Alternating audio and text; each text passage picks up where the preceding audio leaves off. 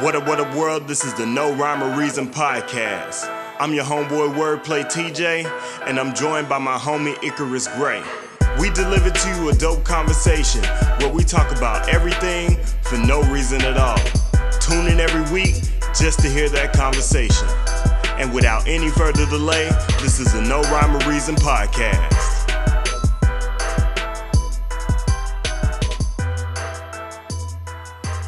And we're live. Yeah.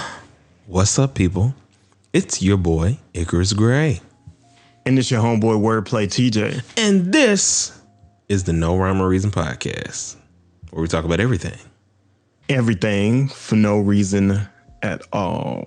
So I recovered. Because there's always like a brain fart in the middle of the intro to like remembering all the things that I need to say.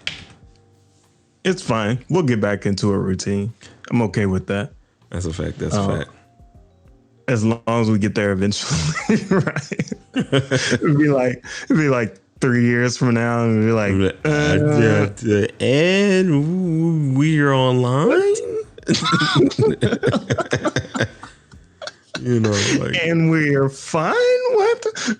And we're Hive. What Hive? What? What's going on with them? Oh man!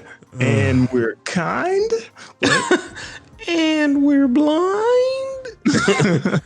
Like we both wear glasses. You know, it's been a couple years. Eyesight's not as strong. Yeah. In 2 weeks, my eyesight won't be as strong either. So I wanted to jump into kind of some Black creativity. I don't know all the nuance behind the show I've been watching on Netflix recently, but talk to him. I know that it is a show that represents what we talk about on a regular basis.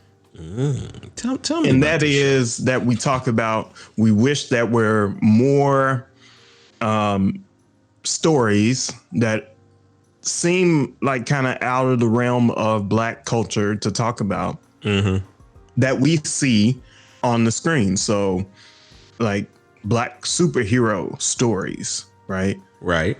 Those are, there's many of them that have been created since the, dawn of comic books here in the United States, but we don't see a lot of that on the screen up until now. And so that theme of Black creativity is what I want to touch on.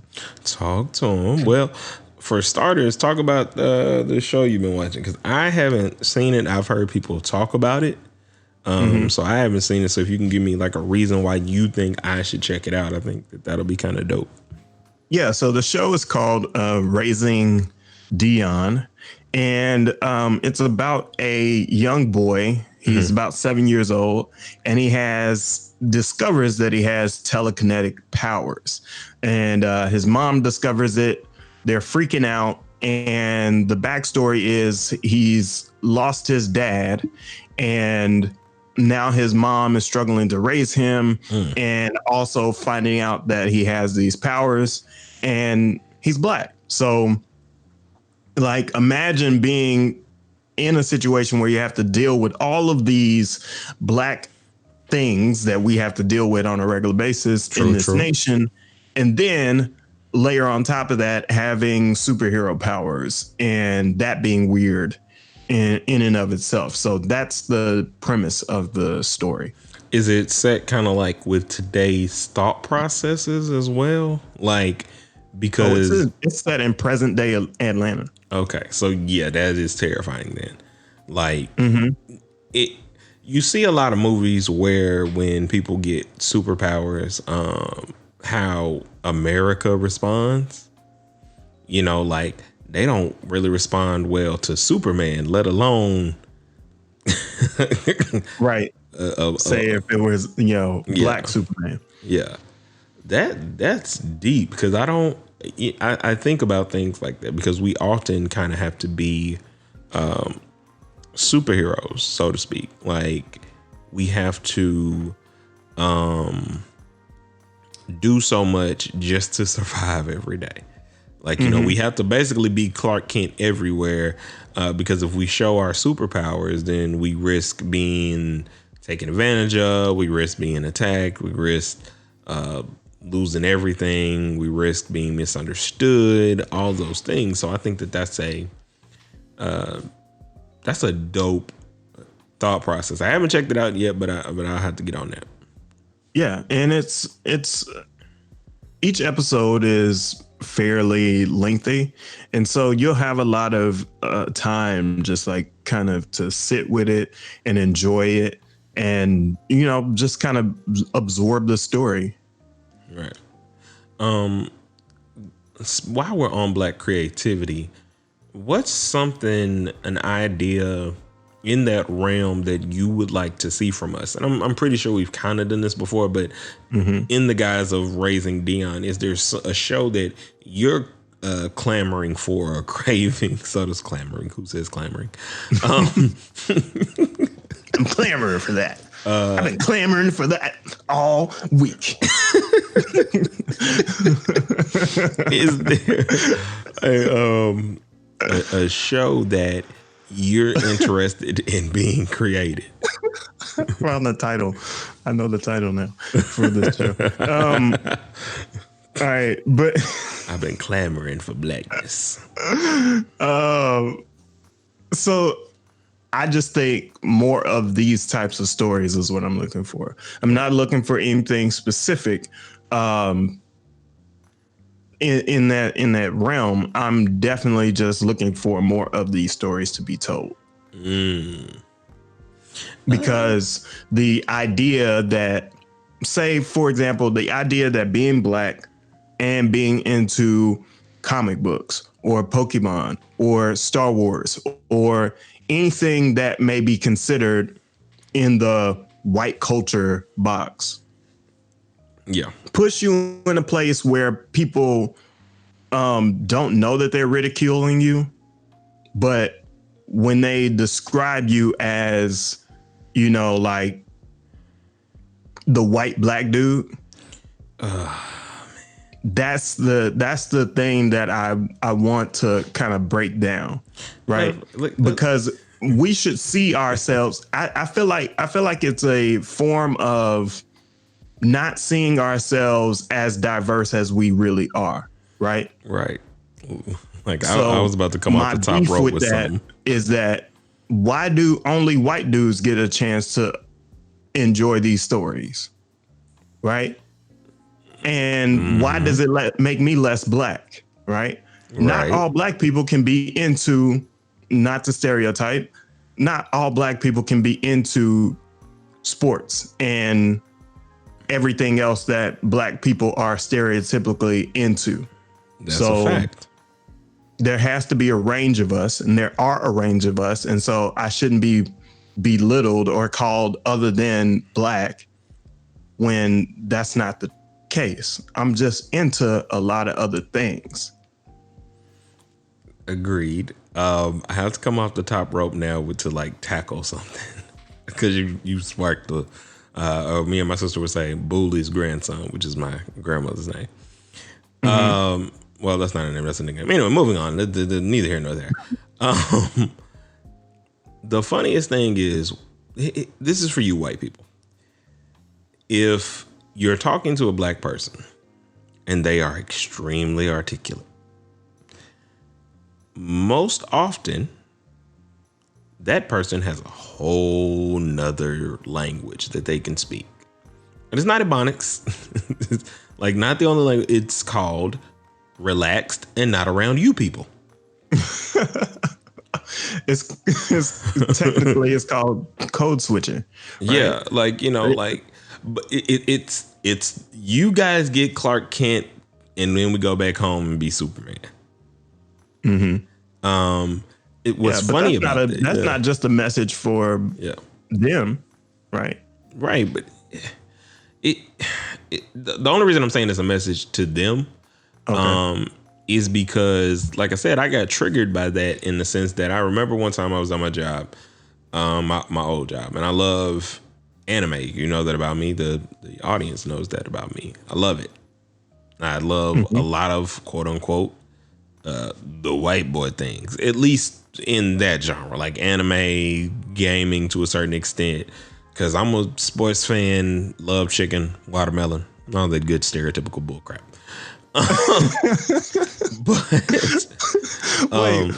So here's the thing: is like, I'm sorry to interrupt you, but no, you good. Because I know you got a good point. So if it's video games, right? The automatic assumption is it's just NBA 2K, right? No, yeah, that is the. I was just gonna like that's the other quintessential nigga game. The quintessential nigga games are 2K, Madden, and that's it. Well, and Call of Duty, depending. Right. Like, but even then, they give that more to the white boys than they give it to us. Like, Kanae loves Call of Duty. I mean, loves Call of Duty in a way that makes me uncomfortable sometimes. How much she loves Call of Duty. Like, I mean, I know that. Same with Minecraft. You know, I might. I've been looking into trying it. Is it in the realm of being uncomfortable, like just like Minecraft? Is it that far? No, like she really loves Call of Duty. Like Minecraft, she likes the story mode stuff. Like she's not a Minecrafter. Like she doesn't like, you know, she doesn't know how to build a portal to the Nethers or anything like that. And the only reason I know what the Nethers is because I watch people on YouTube. I've never played Minecraft. Like, what? How do you know this? I don't know this. Listen, man. I can't even verify if it's real. Speaking of, matter of fact, shout out to, because last episode we did a celebration of your now marriage. You and your wife, and today, the date, well, at least the day that we're recording this, is actually our 2-year wedding anniversary. So nice, congrats. I say that all that to say because the next part of this, in 2 weeks from this wedding anniversary, is my birthday. Yeah. So since I will probably be working, my wife decided to take me out this past weekend.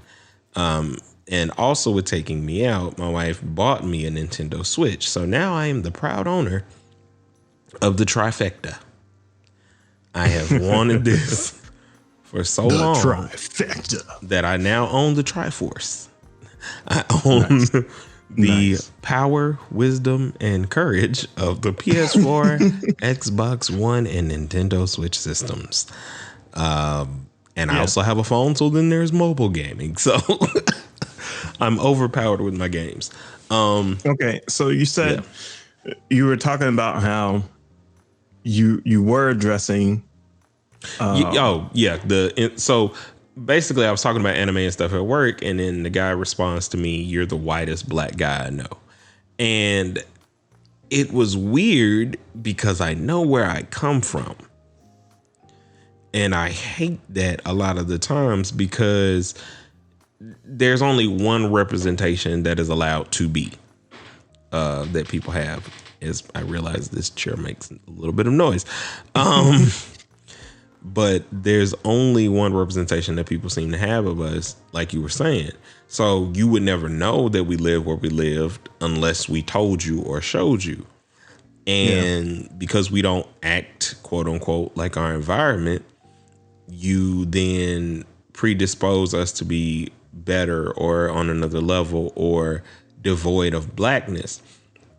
And the problem with that is, like you were saying, it's representation based. If your representation, the only time you see us is crooks and robbers and all this other stuff on the TV shows that you watch, if you never see us in elven lore and all this other stuff, like, you know, if we're never in,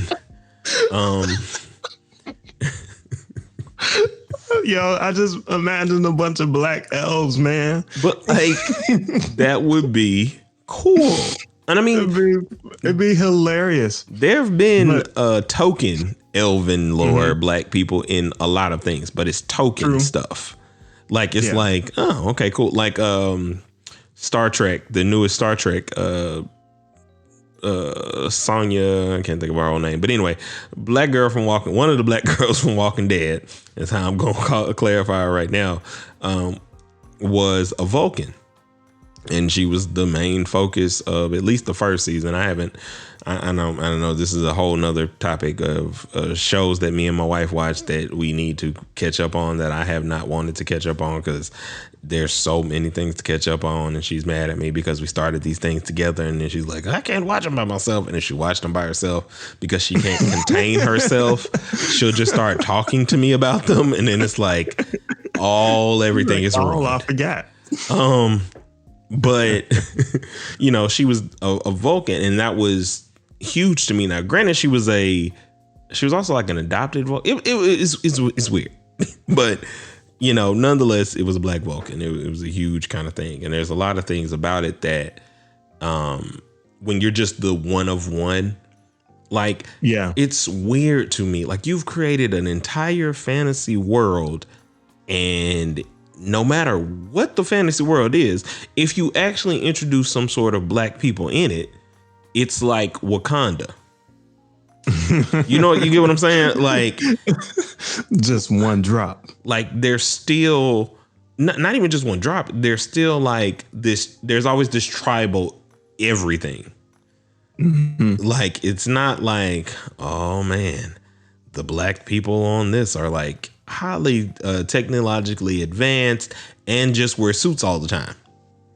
Nah, they got to wear the tribal print. They got to wear the wolves and the lions. Like, it ain't like. Gotcha. Okay, like, so it's like, yeah. In order to be black on these things, or to be token black, you have to be like the blackest form of black that black can be. Right. You know, I haven't watched Black Lightning, but I hear a lot of people like it because I think it tackles a lot of different things that aren't making them just, you know, the stereotype. Yeah, and most of the cast is black, so that's a great way to put even the villain, right? Right. And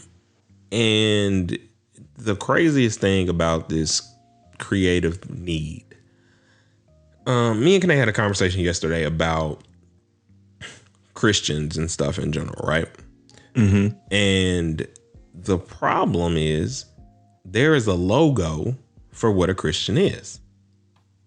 Yeah. Like, if you say Christian, you're not thinking dreadhead dude with hair. You're thinking white Jesus or whatever it is, you know, down in the manger. You're thinking mega churches, crooks, sneak, steal from you, whatever, because the logo is. So there's been some branding. Yeah. Along the years since the inception of Christianity. And it's not intentional. It's just the way people view things. The same goes, and our brother, because the same goes for us as black people. There is a logo representation of us. And we also believe said logo representation. Yeah. And it's not just us, right? It's everybody that looks at black culture. Right. Because me and you were not your typical black kids, period. Like, from the inception of us, we liked all things gaming and not all that aggressive. We rap, but that was more of a, like, it's a creative outlet. It was not poetry. Facts. Right. You know, so, and it the thing that I think that is a little bit of an issue is when it comes out of your mouth that we're not the typical, and that's exactly where I feel like the problem starts. Right. Oh, yeah. Is because we feel like we have to say we're not the typical black person when we're just black. Thank you, because thank you for checking me on that. I need, because I didn't even, like, it's instinctual to say it that way. I didn't even know I had said it that way, because I thought I was given enough. Like, it's ingrained in us too to say it, and that's a problem. Like, I'm not okay with I'm not okay with anybody describing me as less than black just because I like some shit that not everybody likes. Well, that everybody does like, but not everybody that looks like me. Right. Everybody that looks like me doesn't like it. But that doesn't mean that we don't exist, or that doesn't mean that I'm less black because of it. That definitely doesn't mean that I'm more white. The other thing that I hate though is like, I almost did this because I was going to be like, but what's your favorite drink? And I was gonna be like, but to say that is to then say, but I got blackness over here. Let me tilt this back so you know that I'm still connected to the hood. Like, and I was instinctively about to do that, and I'm like, well, that's bad too, because that's to prove how black you are then after the fact. Yeah, right. Like to say we grew up here in one of the most roughest neighborhoods in town, right? At the point that we're growing up, right? Or to say that I don't know, say anything that's black related. We still went out and played basketball. We still went out and played football. Like, I mean, have to say that is an unnecessary thing that we should. Like, I don't feel like we should feel that way at any point in time, and I don't feel like anybody is correct by saying things like that to us. Yeah, because I remember our conversation about how upset I was about the whole blurred movement, because I didn't have that. Yeah. Like, just now, like when I got my Switch, because that was like the first real time that, because playing the PlayStation, I play a lot of games that I'm either going to play by myself or I buy the quote unquote stereotypical nigga games. Like I buy 2K20, I buy Madden, I buy 2K. I've never not had 2K. I buy Madden sparingly because I'm just not that into football. Speaking of, October 22nd, NBA is back and I'm excited about it. But, like when I got the Switch, like I have always wanted to play different kinds of games with my friends that aren't the stereotypical games. Like I don't want to get online and play 2K with somebody all the time. I don't want to get online and play Call of Duty. Like I want to play Mario Kart, Mario Maker. I want to play the things that are fun, like a Kirby game or any of those things is what I want to do, because I want to have that kind of friends. Like I want everybody to come over and we play Mario Party. I want everybody to like have Switches and bring your Switches over and we like play and integrate in that way that you and I did in elementary school with Red and Blue and talking about wanting to trade Pokemon and all this other stuff. That's what I want to do, because that makes me happy, because it's it's interactive in a funny and cool way. Yeah. And to like assume that it's less black to even own some Nintendo type device. Well, they'll own them, but they give them to their kids. And like only the blurs or super nerds seem to have them currently. As adults, I should say. Because like I'm always telling people every time I talk about a Switch, because we have one at the job arcade. And whenever I'm trying to sell it to somebody, I tell them, well, I feel like this is the most inclusive system for everybody. Because you can get on here, you can play this game, you can play that game. Mario Maker is one of the best investments that any parent can make, because it is literally infinite games that people are making at their discretion.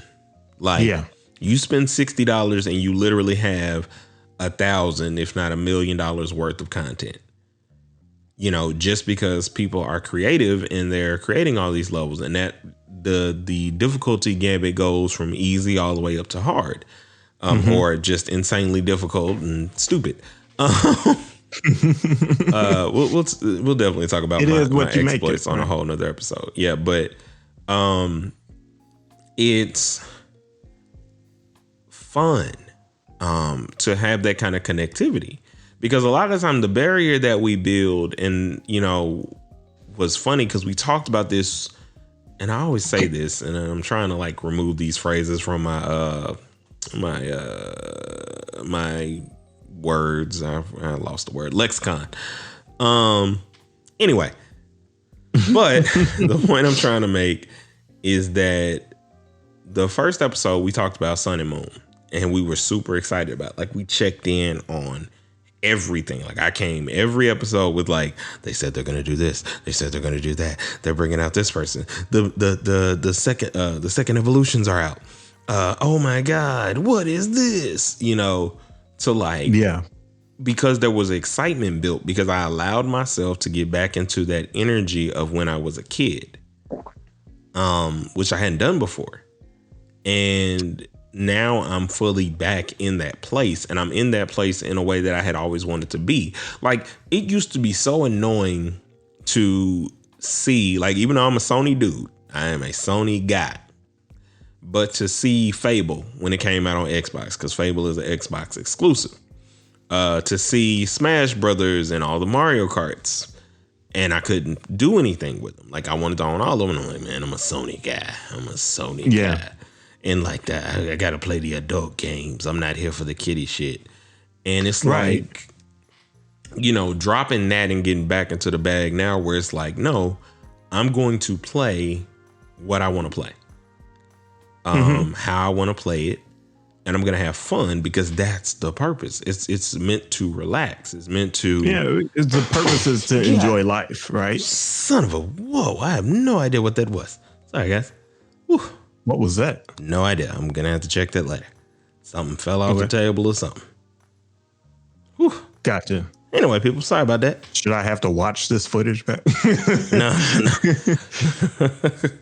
No, we got ghosts. Word. Yeah, man, that was crazy. But yeah, man, it's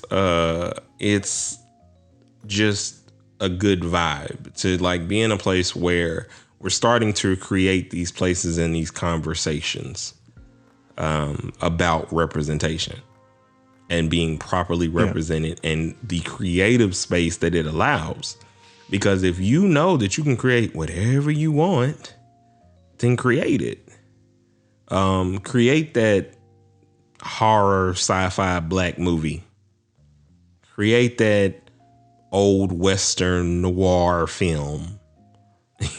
Like create these things in the way that you would want to create them. Like a black noir film, and there are black noir films, but like it being more standard, like some of the ones that we love.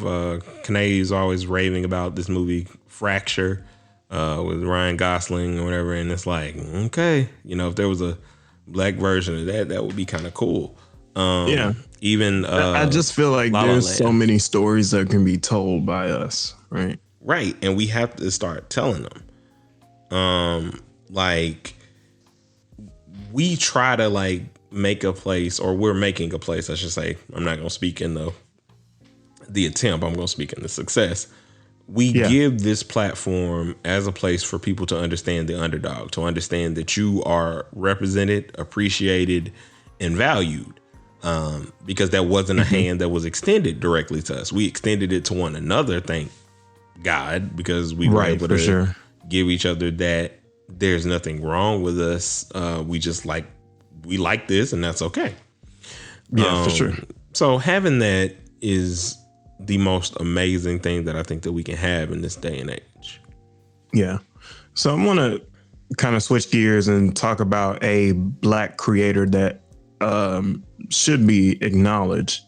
And that is the passing. I want to recognize the passing of Elijah Cummings.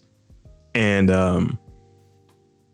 that's a person that has created more than what we deserve for the black community. So this is a person that has been physically harmed, mentally harmed, right? Harmed throughout history in order to propel the way for black people to have opportunities to even voice our opinions or share our stories. And so I want to say condolences to his family, his friends, and anyone else that that is affected by the passing of Elijah Cummings. And he's a great congressman. And even up until his last day, he stood up for the disadvantaged and people that needed a hand. Yeah, just gonna let that let them get the applause. It's so uplifting sometimes that we do have those people, and it's sad when we lose them, but having those people is something that shows, hey, we can do, you can do, and we have to continue. You know, that's something that I always champion about you with the music advice channel. Everything that you've learned as an independent, sharing each of those things while you're in the process of doing them, not after and trying to charge people 30 million. Do you want to know how I got rich? No, while you're building up, you know, I hate that shit. You just hit 1,000 followers on Spotify. Like, this stuff has been years of cultivating, working, and building up, and it's amazing to have those things around me and around the culture. I hope that this, you know, that in sending condolences and everything, that people are still inspired. Like, don't feel like there's a gap. Feel and use the bridges and the foundations that all of these creators have made. Yeah. Aaron Magruder. There will have to be an election for his seat, right? Yeah. So somebody's gonna have to step in. Yeah. What I was gonna say on to piggyback off that is Aaron Magruder is not always going to be here. We need a Boondocks. Yeah. Like, we will always need a Boondocks. We need a variety of those things. We need Spike Lee, which is technically, I guess, you know, a little bit of what Tyler Perry tries to do every now and again. But shout out to Tyler Perry too, by the way, for opening his studio. Yeah. I know it's like a couple weeks ago, but 12 acres. Oh no, not 12 acres, but 330 acres. Yeah. Studio, 12 sound studios that have just been erected in Atlanta. Yeah, and each of those studios is named after a huge black person. Like, he even given like whatever beef he has with Spike, there's a studio on there, the Spike Lee studio. Yeah, or so you're I guess. on to the right idea, I believe, by giving those roses to people that are currently doing it. You know what I mean? We have to, because so often in this day and age, somebody who's doing something that nobody else is doing, they're just like, yeah, you know, I appreciate that, but like, we don't tell them why it's great. We also don't show them the results of it. Like, the podcast culture in general is something that you have to thank all of those people who came before us for, and you have to do that because it gave everybody a voice. There was already a voice for everybody, but having the platforms, I should say, to do it, use it, is incredible. Like, whether you make $1 million off of this shit or not, having a place where my voice matters to me there's no value on that. Where somebody can come and listen to me who might think like me, who may have never heard any of these things before, who might not think like me, to be honest. Yeah. But because of our conversations, now can maybe understand something from a different perspective. Yeah. And I think that's the point that we were getting at when we started, is there's a perspective. Yeah. And there's a perspective from a lot of different angles. And the black perspective is not just one monoculture, right? We all don't like the same things. We all don't agree with the same things.